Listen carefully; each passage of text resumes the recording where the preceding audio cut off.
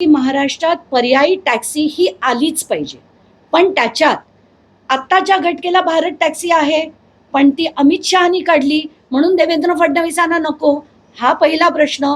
दुसरा की जर ती भारत टॅक्सी तुम्हाला महाराष्ट्रात नको असेल तर सामान्यांची taxi, Maharashtra taxi, Maharashtra Bhushan taxi, वाटेल ती नावं द्या, देवाभाऊ टॅक्सी हे नाव मला मान्य नाही. परिवहन विभागाचा याच्याशी काही संबंध आहे का? म्हणजे ही योजना कशा पद्धतीने राबवली जाणार आहे याच्यात एक कल्पना आहे का? आताच्या घटकेला पुढे काय करतायत ते, त्यांचे काय गेम प्लॅन आहे मला माहित नाही. एक एक एक एक मी नक्कीच खोदून काढेन. पण या व्यतिरिक्त एक सहकार भवन जे मी आधी वाचून दाखवलं, माफकोच्या जागेत गोरेगावला 3 एकर यांच्या घशात घालणार होते. याच संस्थेनी त्याचं रेकमेंडेशन दिलं होतं कलेक्टरांकडे.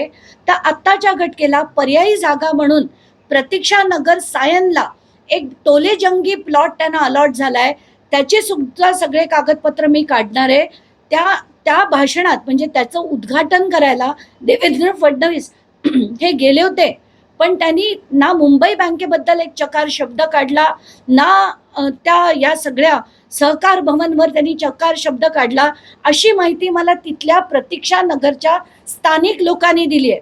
त्याचं आरक्षणाचे डिटेल्स दिलेत, तिथे खरं पोलीस स्टेशन येणार होतं त्याचे डिटेल्स दिलेत, आणि त्याचे सुद्धा सगळे संबंधित कागदपत्र काढून हे प्रवीण दरेकर हे फक्त त्यांचं राजकीय पद आणि असलेली देवेंद्र फडणवीसांची जवळीक ही वापरून हे सगळे जे जमिनी लाटण्याचा प्रकार, या संस्था काढून स्वतःचे खिशे भरण्याचा प्रकार जो करतायत तो मी मोडून काढणार आहे, एवढं मात्र नक्की. थँक्यू.